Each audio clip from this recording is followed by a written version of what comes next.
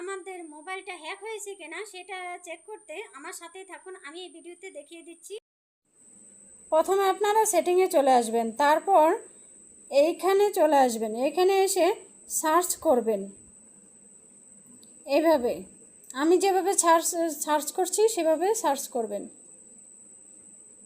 আমারটা দেখেও আপনারা এটা বের করতে পারেন।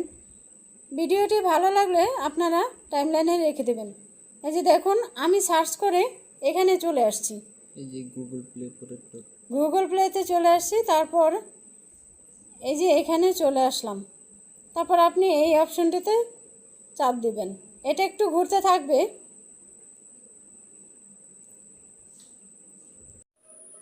আমার স্ক্রিনে যেরকম দেখছেন সেরকম যদি আপনাদের স্ক্রিনে দেখায় তাহলে কোনো সমস্যা নেই। আর যদি দেখেন যে এইখানে একটা অ্যাপের নাম দেখাবে, যদি কোনো সমস্যা থাকে অ্যাপের নাম দেখাবে, সেই অ্যাপটা কেটে দিবেন, তাহলে সমস্যার সমাধান হয়ে যাবে।